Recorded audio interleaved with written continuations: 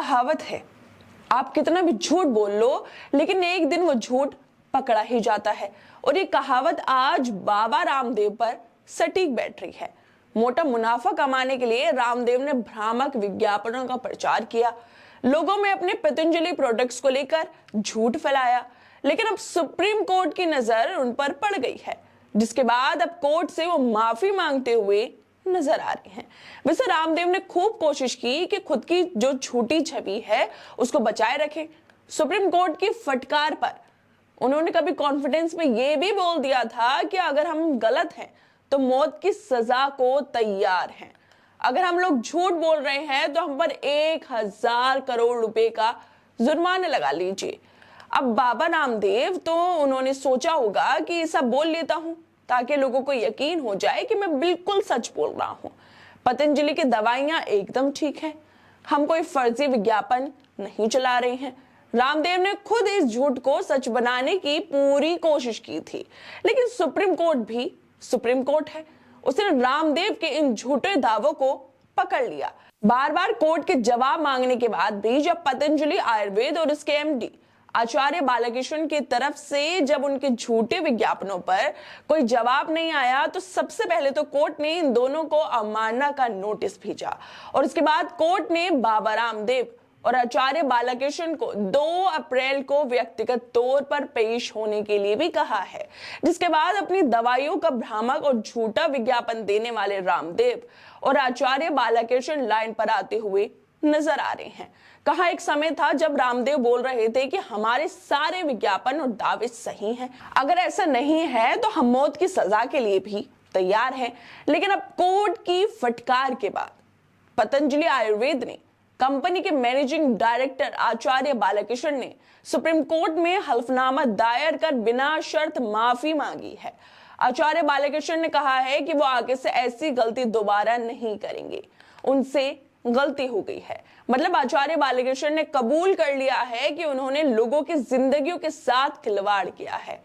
जरा सोचकर देखिए, बाबा रामदेव ने एलोपैथी के डॉक्टरों और वैज्ञानिक के जो शोध करते हैं उन लोगों पर सवाल उठाते हुए अपनी दवाइयों के लिए गारंटी के साथ मर्ज ठीक करने का दावा किया था। मतलब क्या सोचकर इन्होंने एलोपैथ के डॉक्टरों और वैज्ञानिक शोधों पर सवाल उठाए थे। लेकिन रामदेव को क्या पता था कि ये जो झूठ वो बोल रहे हैं वो इन पर इतना भारी पड़ जाएगा कि उन्हें माफी मांगनी पड़ेगी। रामदेव के झूठे वादों के बाद ही इंडियन मेडिकल एसोसिएशन की तरफ से सुप्रीम कोर्ट में याचिका दायर की गई थी। याचिका में कहा गया था कि पतंजलि ने कोविड वैक्सीनेशन और एलोपैथी के खिलाफ नेगेटिव प्रचार किया है, वहीं खुद की आयुर्वेद दवाओं से कुछ बीमारियों के इलाज का झूठा विज्ञापन जो है और जो दावे जो हैं उन्होंने किए हैं। इंडियन मेडिकल एसोसिएशन की याचिका के बाद ही सुप्रीम कोर्ट ने इस पूरे मामले पर सुनवाई की है, जिसके बाद अब कभी आसमानों में उड़ने के सपने देखने वाले रामदेव जमीन पर आकर गिर पड़े हैं। पतंजलि और इसके एमडी आचार्य बालकृष्ण को भ्रामक दावों वाले विज्ञापनों पर सुप्रीम कोर्ट से बिना शर्त माफी मांगनी पड़ गई है।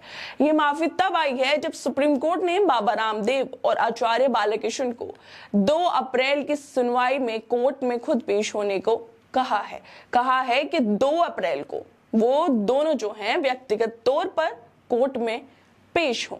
लेकिन अब सवाल ये उठता है, क्या ये मामला सिर्फ माफी भर का है? क्या माफी मांगना काफी है? इन झूठे विज्ञापनों पर भरोसा करके जो लोग पतंजलि की दवाइयां खरीद कर खाते रहे, उनके खराब स्वास्थ्य की जिम्मेदारी कौन लेगा? ऐसे झूठे विज्ञापनों के बल पर दवाइयां बेचकर रामदेव ने जो पैसे से अपनी जेब भरी है वो लाखों लोगों के स्वास्थ्य की कीमत पर कमाया है। और इसमें कोरोना लॉन्च करने वाले बीजेपी के केंद्रीय मंत्रियों का भी हाथ शामिल है, जिसे पहले कोरोना की दवा बताया और जब बवाल हुआ तो उसे इम्यूनिटी बूस्टर कह दिया गया था। ये लाखों करोड़ों लोगों के स्वास्थ्य से खेलने का मामला है जो केवल माफी मांगने भर से खत्म नहीं हो जाना चाहिए।